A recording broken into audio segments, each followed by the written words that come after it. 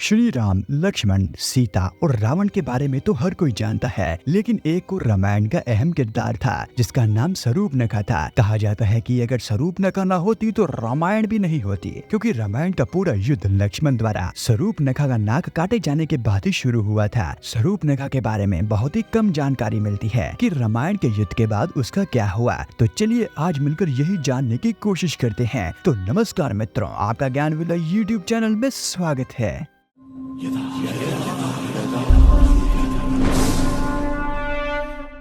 राक्षस के परिवार के होने की वजह से शूर्पणखा को अपना भेष बदल लेने की शक्ति प्राप्त थी। वह अपने चेहरे के रंग के साथ साथ अपनी आवाज भी बदल सकती थी। वाल्मीकि जी के अनुसार शूर्पणखा का रंग रूप बहुत ही डरावना था। शूर्पणखा रावण की सगी बहन थी। रावण अपनी बहन शूर्पणखा के लिए अपने पसंद के वर से शादी करवाना चाहता था, लेकिन शूर्पणखा को अपने भाई द्वारा पसंद वर बिल्कुल भी पसंद ही नहीं था। इसीलिए रावण ने अपनी बहन को आजादी दे दी कि तुम जिसे भी पसंद करोगी मैं उसी से तुम्हारी शादी धूमधाम से करवाऊंगा। लेकिन शूर्पणखा ने अपने भाई रावण को बताए बिना उसके ही शत्रु विद्युत जीवा से जाकर विवाह रचा लिया। जब इस बात की सूचना रावण को मिली तो रावण आग बबूला हो गया और शूर्पणखा के पति विद्युत जीवा को मृत्यु दंड देने का संकल्प कर लिया। और रावण की संकल्प शक्ति को तो पूरी ही दुनिया जानती है। जैसे ही शूर्पणखा अपने पति विद्युत जीवा के साथ रावण के दरबार में आई, रावण ने बिना विलंब किए शूर्पणखा के पति विद्युत जीवा का सर धड़ से अलग कर दिया। अपने पति की मौत के बाद शूर्पणखा ने अपनी पूरी जिंदगी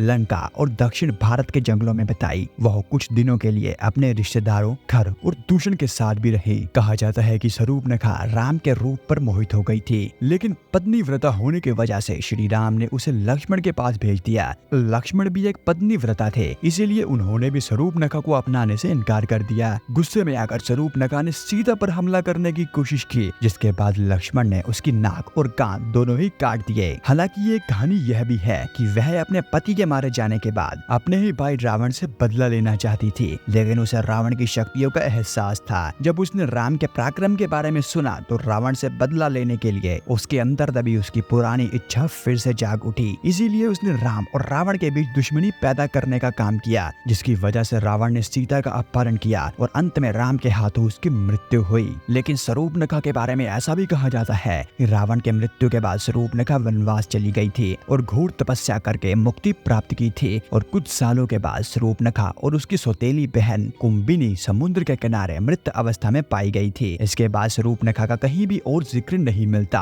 आपको यह बात जानकर बेहद आश्चर्य होगा कि श्रीलंका में रहने वाली एक महिला ने शूर्पणखा का अवतार होने का दावा किया है। इस महिला का नाम गंगा सुदर्शनी है। इसका कहना है कि इसके पास दिव्य शक्तियां भी हैं, जिससे वह भविष्य में होने वाली घटनाओं को पहले से ही जान लेती है। आज के समय में ऐसी बातों पर विश्वास करना थोड़ा मुश्किल तो है, लेकिन उस महिला का यही कहना है कि वह शूर्पणखा का ही अवतार है। तो मित्रों, यह था आज का हमारा वीडियो और यह वीडियो देखने के लिए आपका धन्यवाद।